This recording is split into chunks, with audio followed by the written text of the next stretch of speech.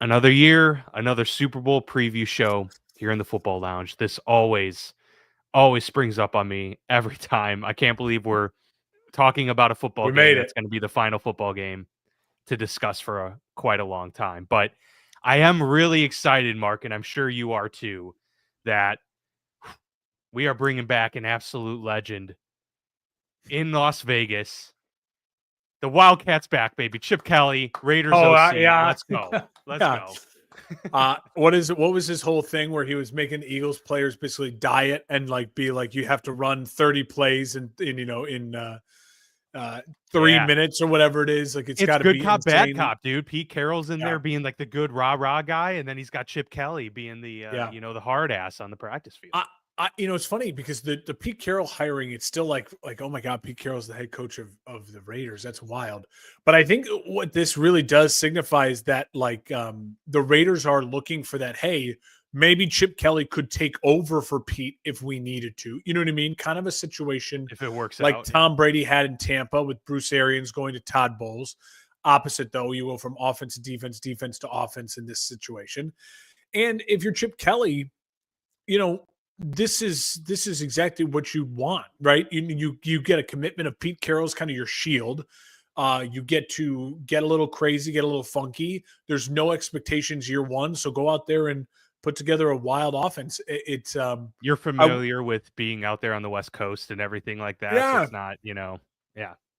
Yeah, it's fun. It's an interesting hire for sure. Did you see? Speaking of the Raiders, did you see that the NFL dropped the Brady rule for the Super Bowl because Fox is obviously something about that? Yeah, Fox has the Super Bowl, so you'll hear Tom Brady on the call. Well, all season long, when Brady's been on the call, he hasn't been able to actually talk to the players and coaches in the pregame prep because he's an owner. And so, but for this game, they've dropped all that. So there's a lot of conspiracy now. Like, but didn't he do an interview though, so he could still do the on-camera interviews? Or maybe I'm wrong. I thought I remembered him doing like the pregame interviews with live things during the game. Yes, like things like that. Yeah, he can like, hey, it's Tom up in the booth, talk to you, blah blah blah. But anything where he's at their facility or he was meeting with them beforehand, he couldn't do. Yeah. That's gone for the Super Bowl, and so you're seeing a lot of that. NFL is rigged. Tom Brady, the Raiders, already he gets to talk to so and so. Which players is he going to try to talk to and convince to come to the Raiders? It doesn't bother me one bit. If Tom Brady was the owner, if he was the sole owner of the franchise and the decision maker, I think it'd be a little different. But with his position being what it is, I think there's a lot of, Yeah, what are we going to see? It's a lot of blown as a Raider next year. Yeah. I don't think he's bringing anyone from these two teams over to Vegas, but we are here. Super Bowl 59 recap or preview, I should say. I'm getting ahead of myself here. We'll have to recap next week for sure. But preview episode. Going to talk about the big game. A fully stacked show for you here. We're going to go over a lot, some trivia, some prop bets, the game, of course, plenty to get to. So let's dive right in.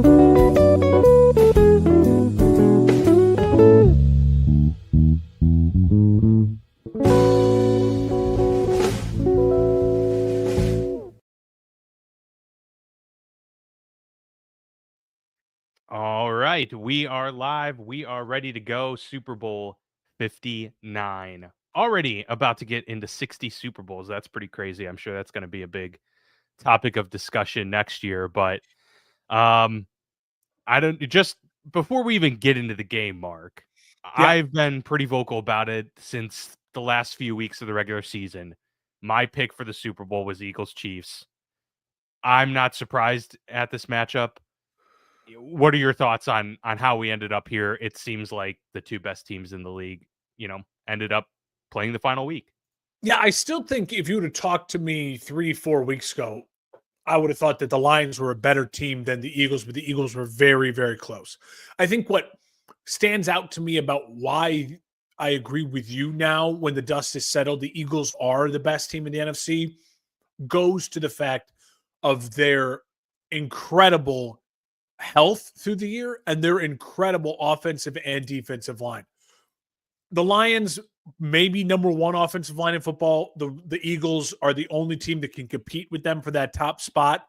And maybe a lot of people would argue the Eagles have the number one offensive line. And the difference being that young defensive line for Philadelphia, Carter and Davis, kind of the anchors. I'll talk a little bit more about them and it coming on up here. But you start to look at that roster top to bottom for Philadelphia and you realize, like, holy shit. It's This crazy. it really is a roster that is just has very, very, very, very few weak spots, let alone there's no holes. There's a couple spots that you could take advantage of. Young corners, talented but young. Really, really good linebackers, but are they the best coverage linebackers in the NFL? We'll see. Travis Kelce, I think, is going to have something to say about that. But can they rush the passer with the edge? Not necessarily, but they're a dominant. They don't have to. Yeah, they're a dominant defensive front. And then when you obviously look at that offensive line, those weapons on offense, I think that really has settled in. So you're right. I think if I would have stepped out of my Lions love and my just infatuation for that Lions offense, especially over the last 5-6 weeks, the dust settles and it does in fact look like the two best teams in the NFL. The problem being with the Chiefs is that truly, if you look at some of the AFC rosters, you could argue there's better AFC rosters. But when you talk about the best teams, you have to include head coach, you have to include ownership group, coaching staff, and then obviously quarterback. And that's where the Chiefs just have such a leg up in this game and on the whole league. Yeah. I mean, it's the one position where it makes the biggest impact. So Patrick Mahomes can override the Eagles having. I mean, if you think about it, you talk about top 10 players. I know you did this for your TV station over in Springfield. Yeah, the top 10 players in the Super Bowl. I didn't look at the list, but I would venture to say 7 of them are Eagles. Like, it's really tough. Yes. Chris Jones and Mahomes are the obvious Chiefs that jump out to me. Kelce. And I did have Tooney, so I had 4. Or no, I had Creed Humphrey, so I did have 4. Okay, yeah. Okay, that's fair. That's fair. But it's you're right. After that, like the next 3 off the list were Eagles. Like C.J. Gardner-Johnson didn't make it on the list. You know what I mean? Devontae Smith didn't make it on the list. Those are guys. The next 3 or 4, if you go to 15, you're talking about a dominant Eagles. If you do top 15, especially. Yeah, they just have the numbers on their side, no question about it. As we kind of look at this, the rematch of Super Bowl 57, of course, we all know what happened in that one. An epic game, a lot of offense. It does feel like these two teams are very different heading into this matchup. The Eagles, of course, still have that, overall foundation of what they like to be as a team. Same with the Chiefs, but the way they score points and the way they handle game plans, I guess, is a lot different. So with that being said, like when you're thinking about this matchup, do you have to completely remove Super Bowl 57 from your memory when thinking about it, just because of the the change in personnel and the kind of change in philosophy? I don't, because if you look at Super Bowl 57, there's so many of the same names, especially the head coach, the quarterback, key players like Kelce, obviously Jalen Hurts, obviously AJ Brown and Devontae Smith, the tight end Dallas Goedert. Like there's a lot of the same names for both sides. What I will say about 57 versus 59, which I think is really interesting, is to me, the Chiefs are different only because they're older and wiser. If you watch how the Chiefs operated in that Super Bowl and that Super Bowl run, that playoff run, you could tell me this is film from this year. You're seeing Juju Smith-Schuster. You're seeing Travis Kelce at age 30 versus 35. You're seeing Isaiah Pacheco. You're seeing Creed Humphrey, younger. You're seeing Joe Tooney, little younger. So you're seeing a lot of the foundational pieces. You're seeing a young Noah Gray. This Chiefs team is so much of that Chiefs team, only they have just that little bit more experience. And almost, remember, that was only the second Chiefs Super Bowl win. At that point in time, the Chiefs were 1-1 in Super Bowls and had finally got back there after the embarrassing loss to Joe Burrow and kind of reclaimed the throne. And it was kind of a statement. Holy crap, Mahomes now has 2. They scored 17 points in the fourth quarter to win that game 38-35. And so I look at the Chiefs very similarly. I think they're a little less high powered. But Mahomes' stat line in that is exactly the stat line you'd think he'd have in this game. It was like 21 of 27 for 180 something and 3 touchdowns. Like really efficient and didn't blow you away, but just scored touchdowns when he needed to. Dan, for the Eagles, that's where you're going to see the real difference. Because if you remember that Eagles defensive line in Super Bowl 57, that was Fletcher Cox, and they had brought in Ndamukong Suh. Now, there was a young Jordan Davis on that team. He was a rookie.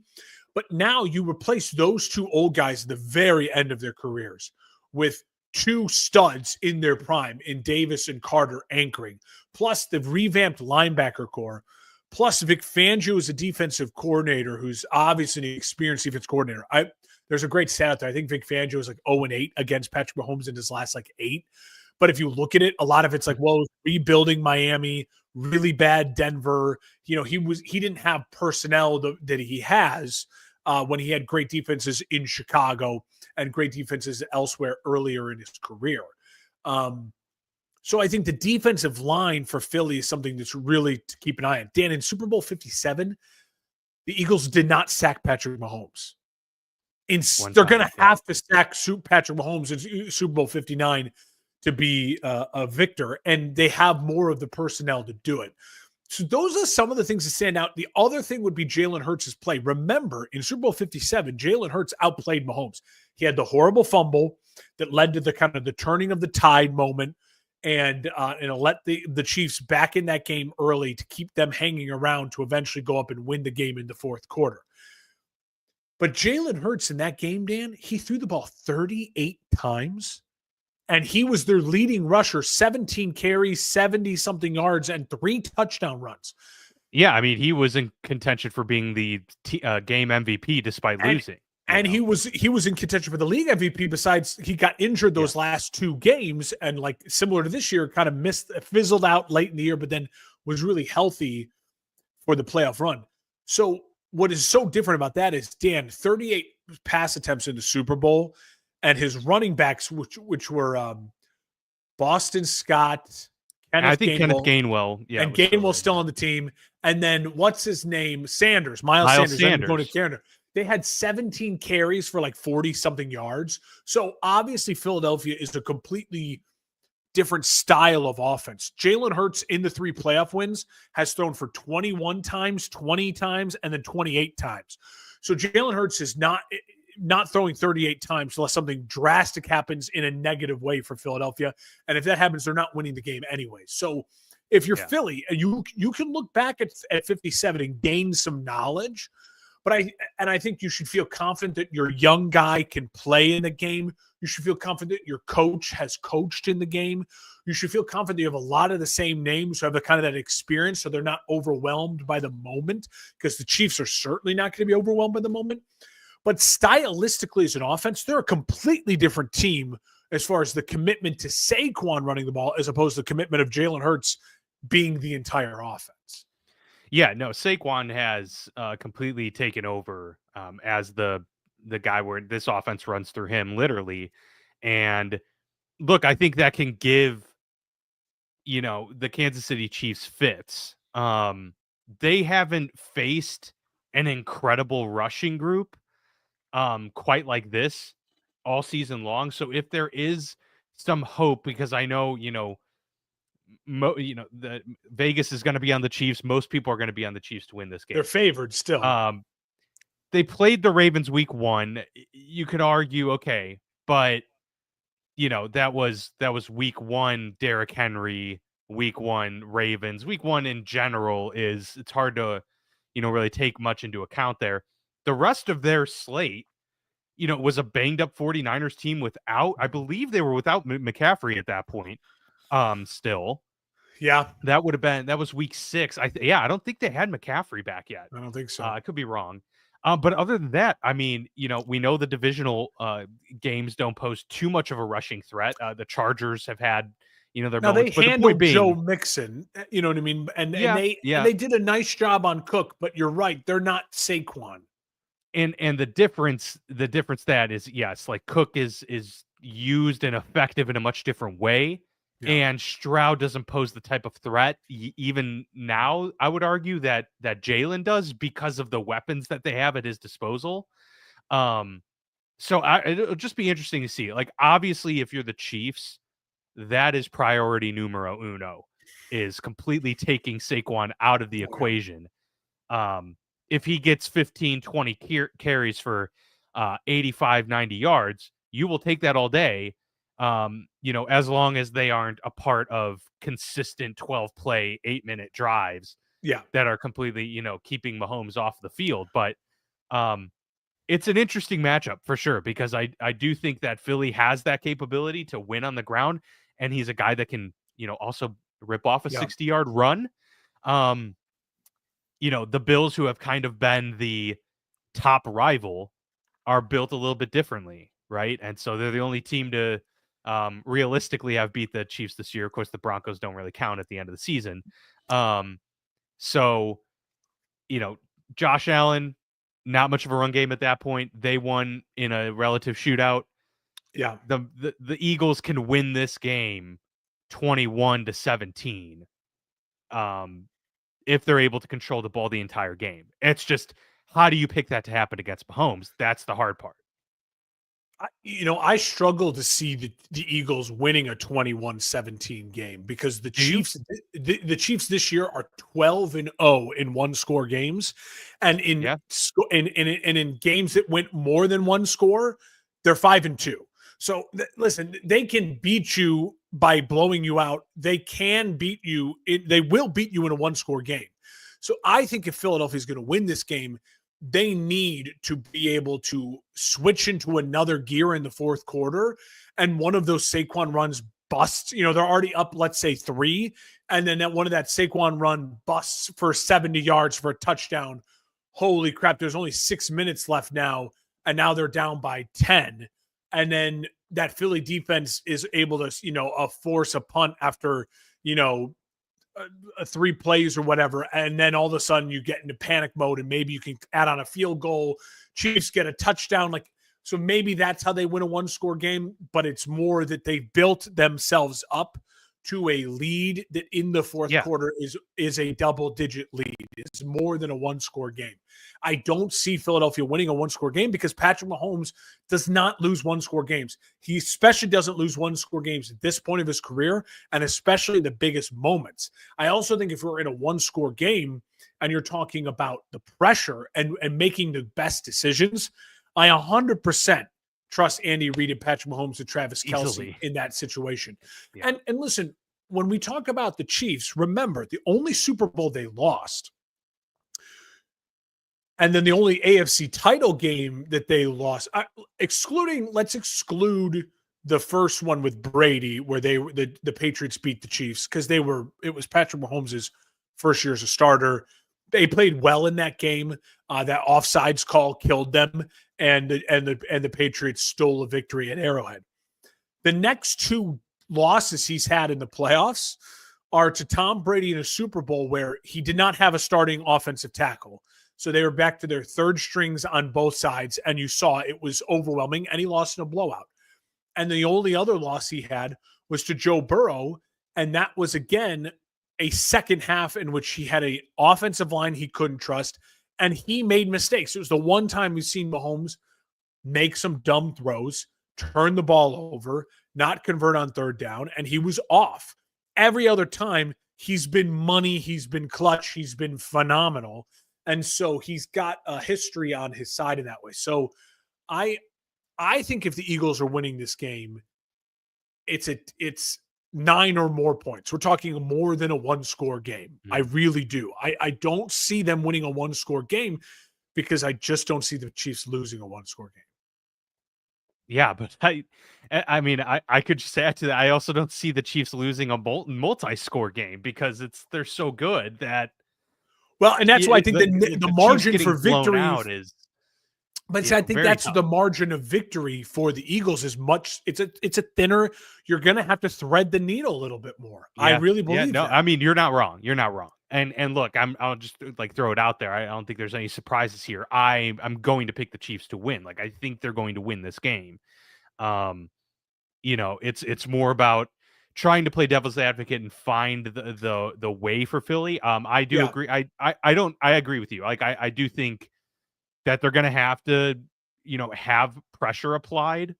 yeah. Um, in that way, they're gonna have to be up at some point by 10. I just So don't know if they to need to be up by 10 when the clock strikes 0, but you know, they to, obviously they only need to be to up 1, me, but you get the point. Yeah. yeah, for Philly to win, like if the easy like 3 bullet points for Philly to win, like the easy thing that you can sell yourself on, to me, it's bullet point number one, they have to win the turnover battle. Like they have to be in plus Or just turnovers. not lose it. Yeah.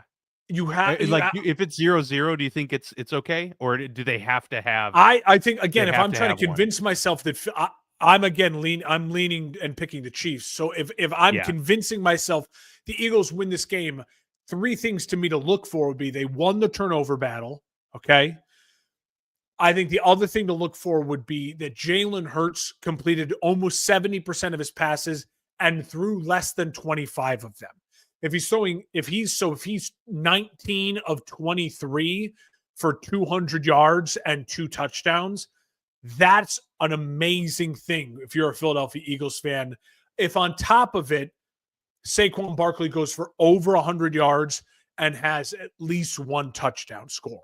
So if you have those 3 things, I think if Saquon goes for over 100 yards on 18 or more carries plus a score, Jalen Hurts is completing 70%, over 200 yards, and at least 1 or 2 touchdown passes, and you win the turnover battle. I think the Eagles won whatever that looks like. The Eagles win that game. And I think if the Eagles play that well offensively, they probably end up winning that game something along the lines of 27-17. And the defense plays big then because the Chiefs are playing catch up a little too much. And you're going to see Jalen Carter and Jordan Davis and that linebacking core have a real effect on Patrick Mahomes on that offense.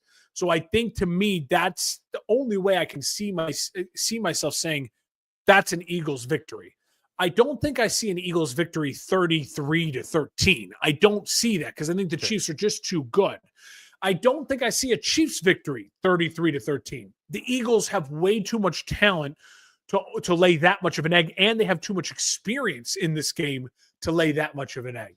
So I do think it's going to be close. I do think it's going to be a one-score game. And Patrick Mahomes is 12-0 in one-score games this year. And so I think that he's got that going for him. Well, and I mean, his career record's probably incredible in one-score games too, because his career record in general is really good. Yeah. I also think on the defensive side for Philly, this is where they match up quite well because yes, they don't rush in like terribly efficiently off the edge, but where their impact is felt is up the middle, collapsing the pocket, and that's where I think Mahomes is most vulnerable, if there is such a thing as a Mahomes vulnerability. So I mean, if you're talking about what you need to do, Win the it's sack battle too. Have clearly more sacks than the Chiefs have sacks. yes, yeah. It's clearly needing to pressure up the middle and force Mahomes to work within the pocket and work very quickly. That would apply for most quarterbacks, but particularly Mahomes because if he gets a lane outside, he's still, even though not Lamar Jackson with his legs, he's an incredible creator Oh, that brings me to outside of the pocket. can I give you the Mahomes running stat? So this is so interesting. On Yeah, average because this those year 12-yard runs are just killer that he just can, in dink and dunk with his legs. this regular season, he averaged 19.1 rush yards per game. In Super Bowls, in which he is 3-1, he's averaged 35. 43 yards per game rushing. So he Yeah. ups it.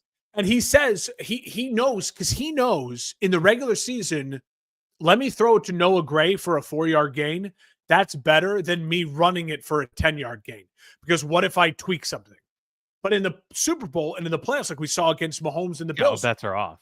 Yeah. all bets are off. He was the leading rusher for them last week. And again, that's the type of thing that is so maddening about Mahomes is you're right. That's such a crucial point you make about forcing him to stay in the pocket and get the ball out quickly because the Chiefs, let's be honest, their biggest deficiency compared to the Eagles is weapons.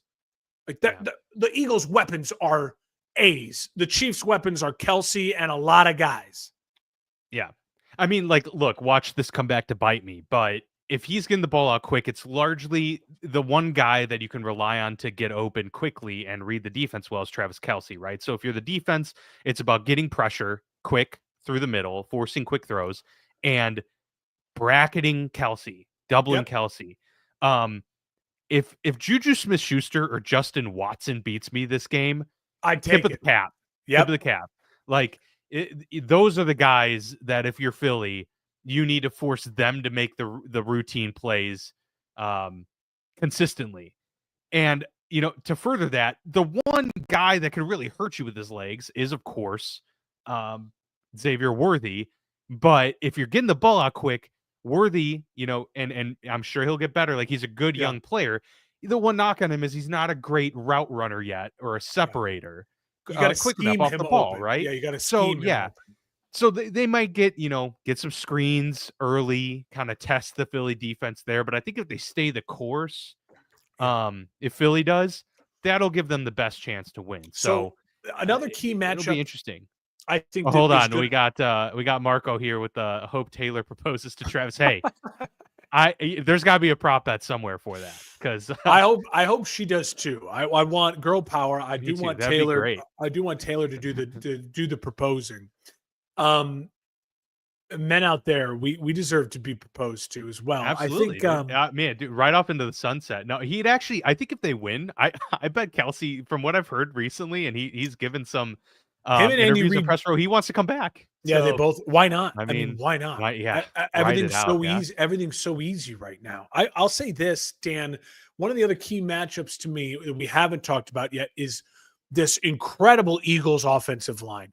Now it looks like Jurgens is going to play. He's going to be healthy. It they looks need like that bad. the guards Becton and what's his name, the other great guard, Dickerson. Dickerson is also going to play. They're not listed on the injury report, but they're a little beat up. Jurgens and Dickerson are beat up. But if you have them playing, it's better than them not playing. And then you add in Mailata and Lane Johnson. This offensive line, Great O-line. it's a veteran offensive line. They have seen it all. George Karlaftis and Chris Jones are going to have to play big. They're going to have to disrupt. They're going to have to cause some problems. And Steve Spagnuolo, the difference between him and Vic Fangio, the two defensive coordinators, they're both all-time great defensive coordinators. Vic Fangio, I know from experience of having him as my D coordinator, he is a student of the bend, don't break. And then when you get down into the point where you're about to break, you then make a play and you prevent someone from converting and you'll live with field goals, right? But he's going to leave a lot of stuff open because he's not an extreme blitzer. He does not want to give you easy plays. Bending is still tough. It's tough to bend something.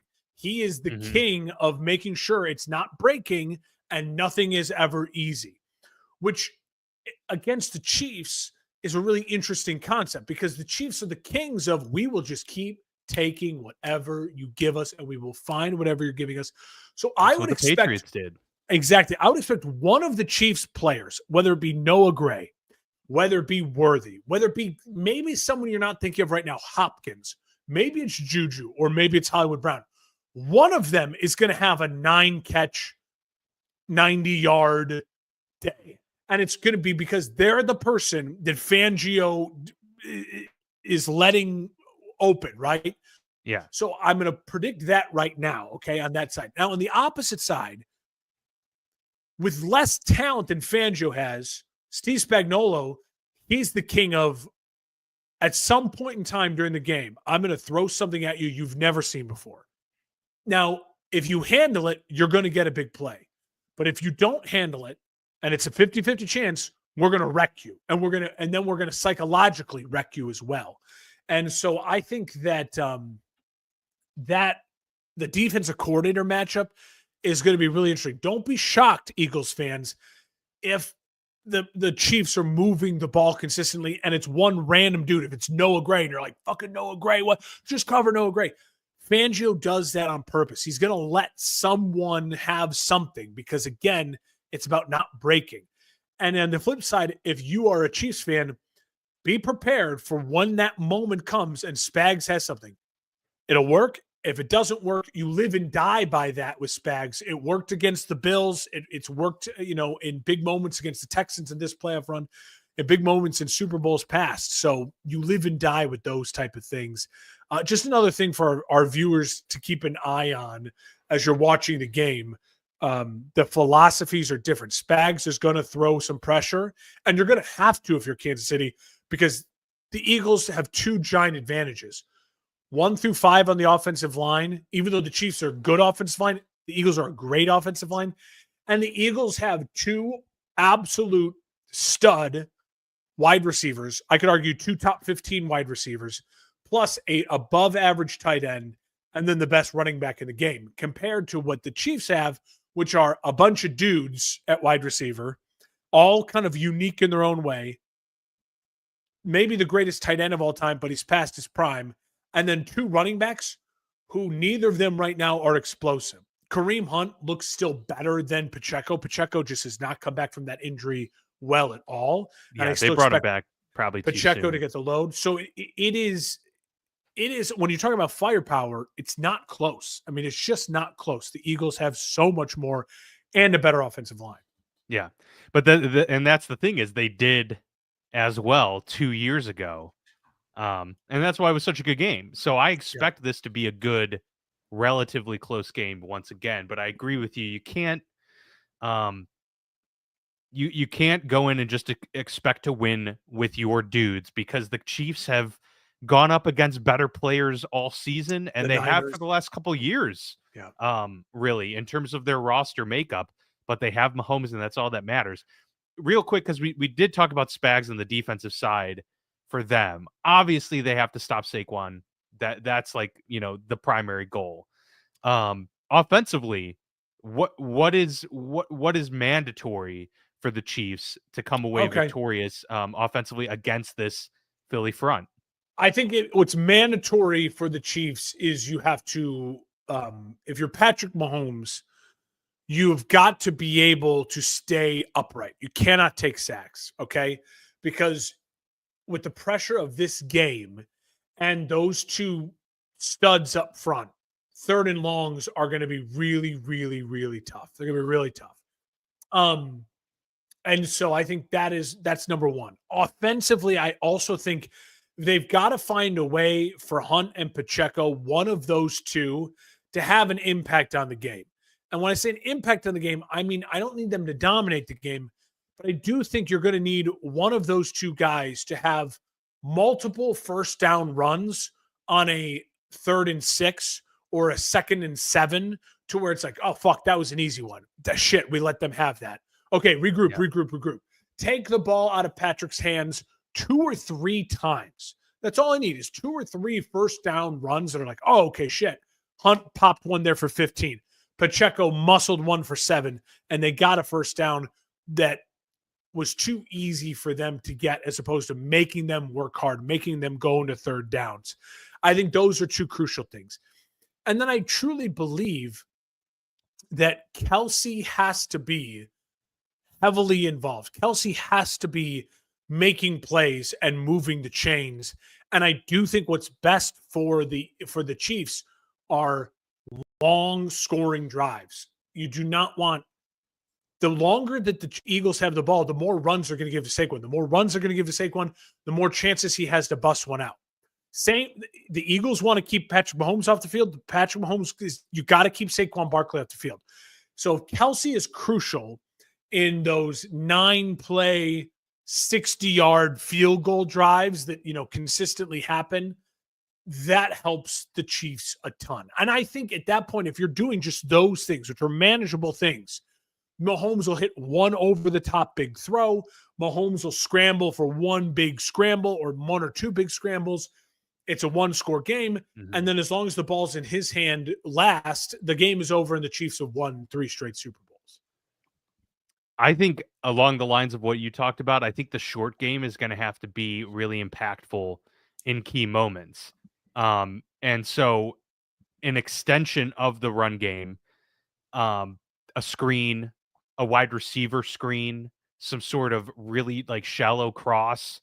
Um, and I agree with Marco in the chat. Like, I think Worthy has a big game for those reasons. Like, I think they know that they're going to have to compete with the, brute force of this Philly front Mhm. with their speed and savvy, and maybe Worthy with that threat in the short area might open up opportunities for Kelsey if the Totally. Eagles start to, wane a bit, and start to shift their focus over to Worthy. So I think getting someone like him involved early on is important.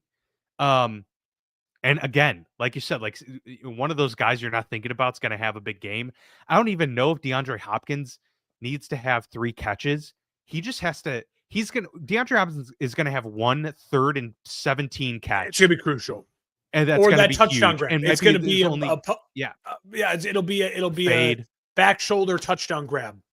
Um, yeah, no, something Hopkins like that. and So Hopkins is capable in one game of being the guy who goes 7 for 75 and 2 touchdowns and wins them this game.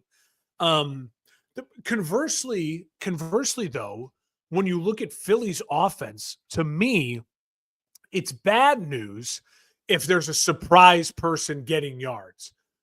Philly wins this game by Devontae Smith, AJ Brown, and Saquon Barkley having giant games. Your 3 stars, you have the 2 best wide receivers in this game, and you have the best running back. They have got to put up gaudy big numbers. You've got to get the ball in their hands early and often, and you've got to let them be the stars that they are, because your team is built on stars. Your team is built on the fact that you have a better roster than the Chiefs. So get the yeah, ball in their hands and let them be stars. If we're talking about Dallas Goedert, 9 catches for 90 yards, I think that's bad news for Philadelphia, because I think that means, wait, they're converting first downs with Dallas Goedert, not Saquon Barkley. And now A.J. Brown's maybe throwing a hissy fit in the sideline, and now emotions are getting weird, right? I think it's really important for A.J. Brown, Devontae Smith, and then Saquon Barkley to have really big games. yeah, yeah. And Devontae Smith did the last game. He was their leading receiver. Um, a similar output certainly wouldn't be bad for the Eagles in this game. Okay, so we've kind of broken down expectations for winning, losing on both ends. Let's give a prediction on the game itself. You got a score prediction? Obviously, we're both taking the Chiefs. We've already made that Yeah, clear. I've been battling with the score for a while. I Yeah, I it's a do hard one to predict because the last one was such a shootout, and you feel like this game could be really low scoring potentially.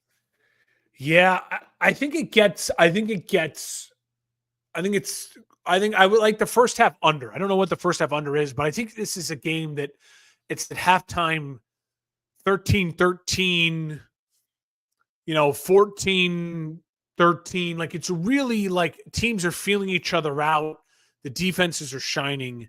I think it ends up something along the lines of 30-24 Kansas City. I think it's I mean, I think it's 23-24 Philadelphia has a lead.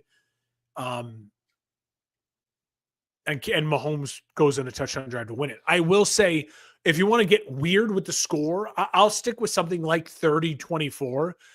But remember, Harrison Butker is a giant advantage for the Chiefs. Elliott has been very shaky, especially on extra Yeah, points. If he misses yeah, that first extra point, say Saquon, first drive of the game, 50 yards touchdown, Eagles up 6-0. Oh my God, Superdome's rocking. Eagles are here. Jake Elliott could deflated miss that extra instantly. point very easily. And that deflates it. And then you start going to your mind, like, do we have to go for 2 every time? Throws off the game plan. I do think that could be a factor here. I don't know if it will be, but I'll just say that the Chiefs are lucky. They have Harrison Butker and they trust him explicitly. I'm going to say Chiefs win 30-24. 30-24. All right. I'm right there with you. I'm pretty much in line. I'm gonna say Chiefs win 31-27. We both have them scoring 30 points for the first time all season in back-to-back games Yeah. when they matter most. And that would be fitting. It would make so much sense. they get a three-peat, and they do it in a way that they hadn't, risen to these levels all year long, but they do what they always do, and that's rise to the occasion when it matters most. Totally. Um, I agree that I could see the first half being 14-10 in favor of the Chiefs, and then second half, things kind of explode. But it's still too much to overcome for Philly at that point, and they get the win. You So don't want to make the Kansas City mistake comes into early. this game. Teams play tight early. You know what I mean in these They do, games. yeah. Yeah, because you don't want to be the one to lose the turnover battle, and that could, certainly set yourself up on the way to doing that or to not doing that if you're the first one to give the ball away early in a game. Kansas City is favored by 1.5, so we have them covering pretty handily, and I think I'd feel comfortable with that as well. The over-under is 48.5 total points, so we both have Over. that clearing Both pretty over. handily too, and I'm kind of surprised. That does seem a bit low. Last Super Bowl was 38-35 between these two. Who's going to have the Kadarius Toney play is what I want to know. The That's a good punt question. return, and I think it's Well, worthy. I think, and a very similar, who's that skill young set Chiefs? types. No, the Chiefs had that young guy. Look it up. Who had the explosive punt return against the Bills? 88 or something. He's a little guy, like just off the Oh yeah, practice yeah, squad, yeah. and he had that Yeah, I'd have to look on explosive return. the roster here. I don't And remember who that was. he was really interesting. So that's a name, like, right, to keep an eye out for. I do think that if you're looking for a special teams advantage, again, I lean on the fact that the Chiefs have the better kicker, and they have Dave Tobe, the best special teams coordinator probably in the NFL. And so Mhm. I give that advantage, obviously, to the Chiefs. So maybe I don't know if you can find his name or not, but he was a I'm fast looking little it up guy. right now. It was against the Bills, right? Yeah. Yeah, the big punt return. It was Nico Remigio.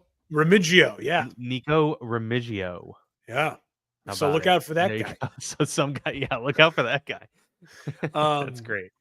I I will also say I think that there's a lot of interesting props, right?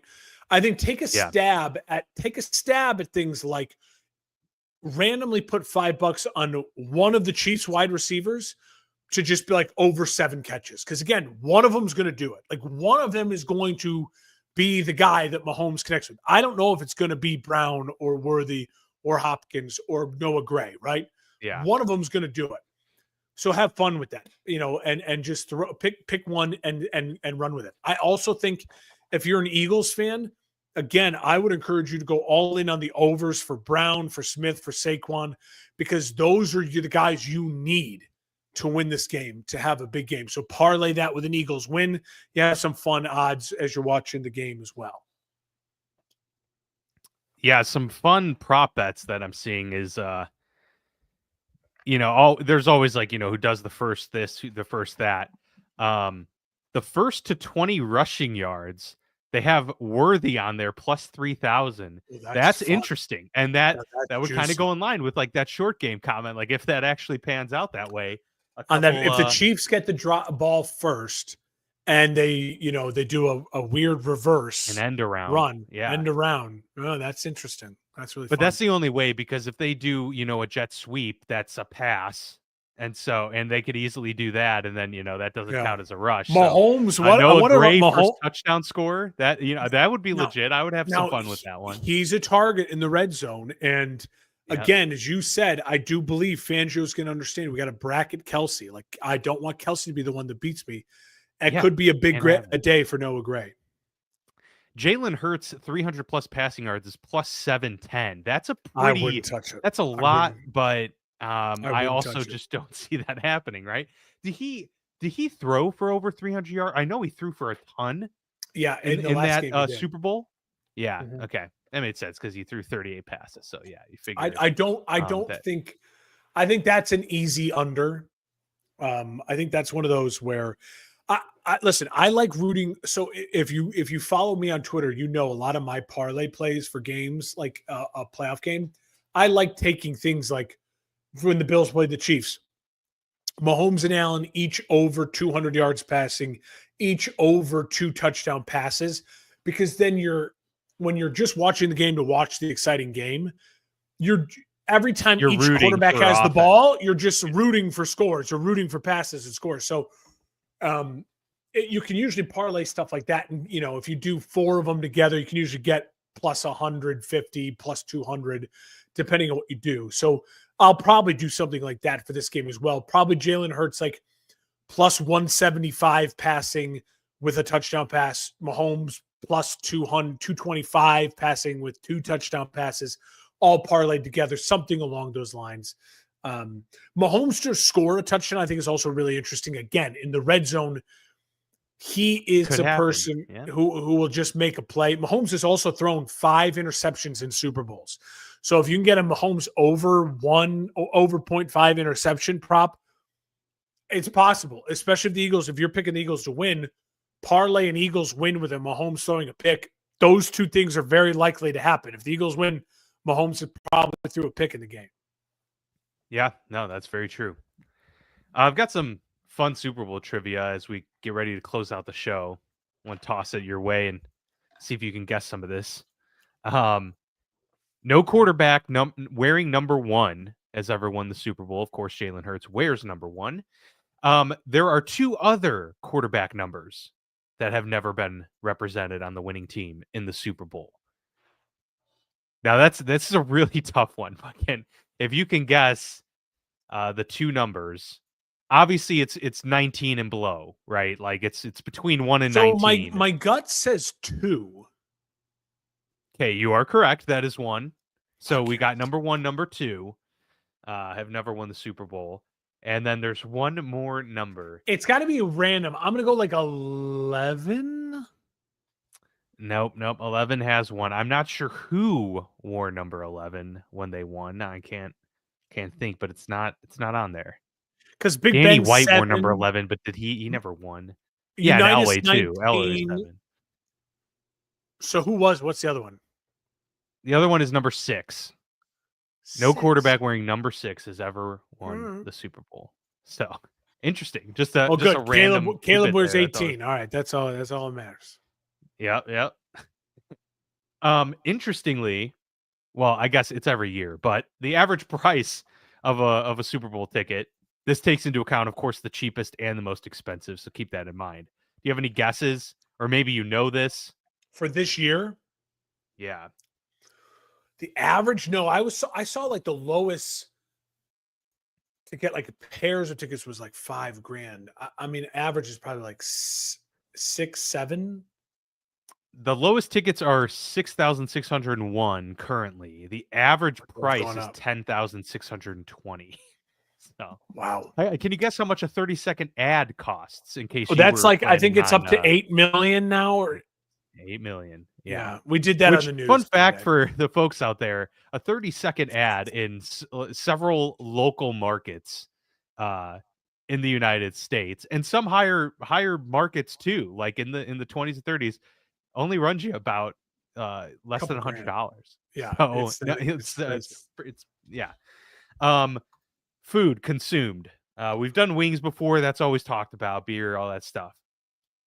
Guess the number of pounds of potato chips, because this was the highest number on the list of. Well, we got to be in the tons. So we got to be in the tons. Oh, definitely tons. Yeah. So and you're talking. This was in pounds. The total was in pounds, and it is in the millions. I'll tell you that much. Millions of pounds. Millions of pounds. Yeah. Oh, yeah. I wasn't gonna say millions. I was gonna say like 700,000. So like you underestimate the American 3.3 million pounds of chips. 11.2 million pounds of just potato chips.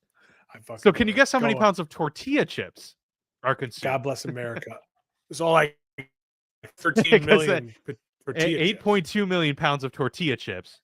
So chips alone in general is pushing 20 million pounds. A mix of tortilla. We're doing a mix of tortilla and regular at our party. So I like it. Yeah. Always got to have a good mix. 8 million pounds of and Sam's Club pizza. Sam's Club pizza. Shout out to the listeners. If you go to Sam's Club, you can get a whole pie for $9. Yeah. Hey, Costco's the same way too, and I love both of them. They both have very similar recipes too. So I love them both. 2 teams, or which team or teams? I already gave it away. 2 teams have lost the most Super Bowls. It's the same number. The Patriots. Patriots are 1. You guess the other. It's 5 losses. Well, the Bills lost, what, 3 straight, 4 straight? 4 straight. So is it the Bills? It's not the Bills. It is not the Bills. Who else lost? It's a franchise that, like, I mean, the Bills was like a good guess because they got to so many. Like, this is obviously indicative of a team that was, really good to be even able to get to 5 Super Bowls and lose 5 Super Bowls. But yeah, this is a team that's also won Super Niners. Bowls. Nope, Niners. it is not. I believe they are at 2 Super Bowl losses. I believe the Niners are. Cowboys? Or 3. Cowboys are not on here. Nope. I believe the Cowboys have lost 2. Oh, is it Denver? It's Denver. It is Denver. Yeah, I knew I'd get there. Denver and the Patriots. And then one more I got, the most career touchdowns in the Super Bowl. Not passing, scoring touchdowns. Who has the most career Super Bowl touchdowns?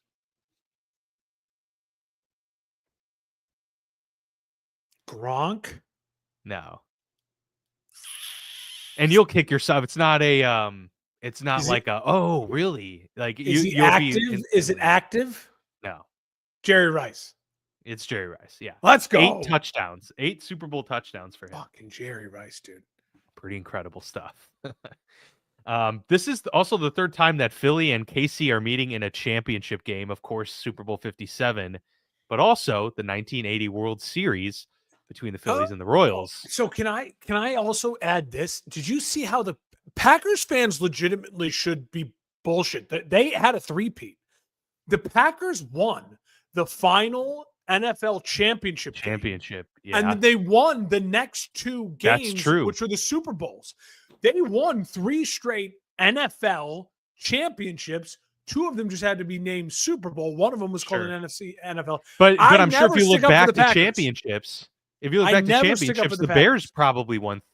The Bears 3 in a row. 3 in a row. I'd have to look. It's possible. It's very possible. They did, but yeah, I mean, because then you get to fewer teams too, and there's the Bears and the Packers probably each had a chance 3 in a row back in the day. Because the Bears have 5 championships, but the right? Packers 4 of which were pre-Super Bowl. Bart Starr, NFL championship, and then Super Bowl. Yeah. It's very true. Yeah, so get out of here, Chiefs. You haven't done nothing. They have a gripe. Like, that's a gripe. Like, I hate the Packers more than anyone. But if I was a Packers fan, I'd be like, hey, fuck you. We won 3 in a row.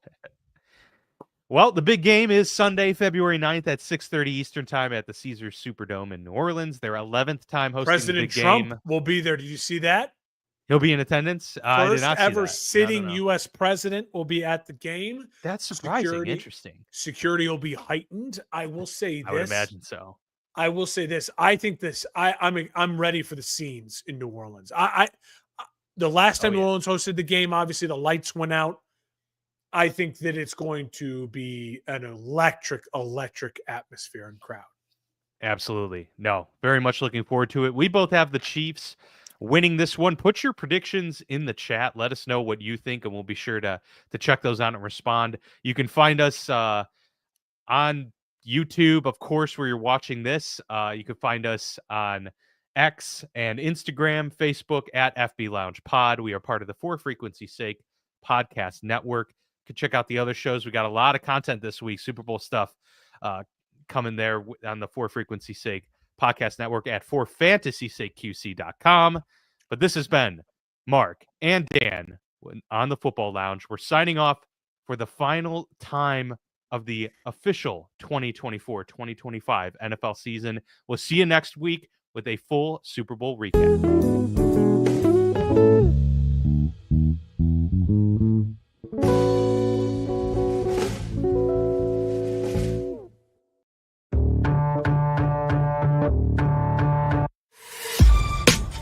This has been a For Frequency Sake Podcast Network production.